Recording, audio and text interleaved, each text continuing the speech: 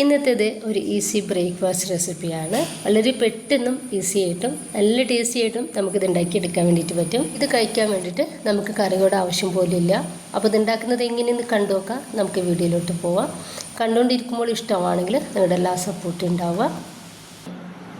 അപ്പോൾ ഇതിന് വേണ്ടിയിട്ട് ഞാനൊരു മിക്സിയുടെ ജാറിലേക്ക് 2 കപ്പ് വെള്ളം ഒഴിച്ചെടുക്കുന്നുണ്ട്. 1 കപ്പ് മൈദയാണ് ചേർത്ത് കൊടുക്കുന്നത്. എന്നിട്ട് ഒന്ന് അരച്ചെടുക്കണം. നല്ല ഫൈൻ പേസ്റ്റ് ആക്കിയിട്ട് ഒന്ന് അരച്ചെടുത്തതിന് ശേഷം വീണ്ടും 1 കപ്പ് മൈദ കൂടി ചേർത്ത് കൊടുത്തിട്ടുണ്ട്. എന്നിട്ട് ഒന്നുകൂടി ഞാനൊന്ന് അരച്ചെടുക്കുന്നുണ്ട്. അപ്പോൾ അതിന് ശേഷം 2 കോഴിമുട്ട പൊട്ടിച്ചിട്ട് ഇതിലേക്ക് ഒഴിച്ചെടുക്കുന്നുണ്ട്. ഒപ്പം തന്നെ 1 ടേബിൾ സ്പൂൺ പഞ്ചസാരയും ആവശ്യത്തിന് ഉപ്പും 1 ടീസ്പൂൺ വാനില എസൻസ് കൂടി ഒഴിച്ചെടുത്തിട്ടുണ്ട്.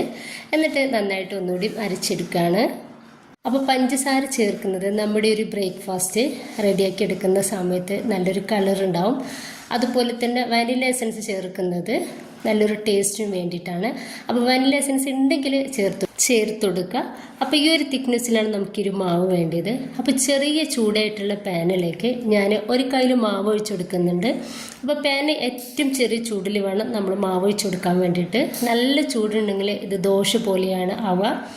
ഇനിയിപ്പോൾ ഇതാ ഏറ്റവും ലോ ഫ്ലെയിമിൽ തന്നെ ഇട്ടിട്ട് നമുക്ക് ഇതൊന്ന് റെഡിയാക്കിയിട്ടെടുക്കാം.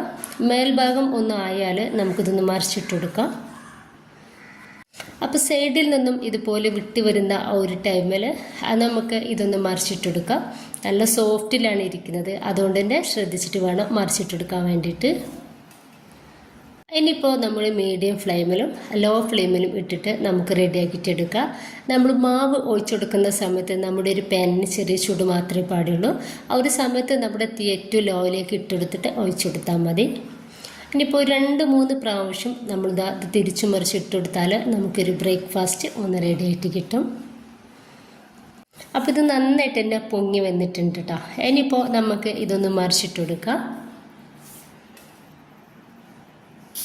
ഇപ്പോൾ ഇത് ഈ പാനിൽ നിന്നും ഒന്ന് എടുത്ത് മാറ്റുന്നുണ്ട്. ഇനി ബാക്കി കൂടി ഞാനിതുപോലെ തന്നെ ഒന്ന് ചെയ്തെടുക്കുന്നുണ്ട്.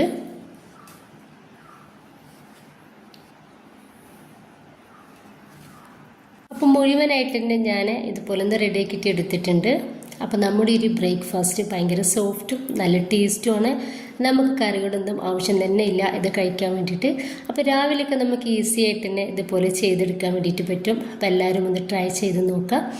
ഇഷ്ടമായിട്ടുണ്ടെങ്കിൽ നിങ്ങളുടെ എല്ലാ സപ്പോർട്ടും ഉണ്ടാവുക. Okay, by.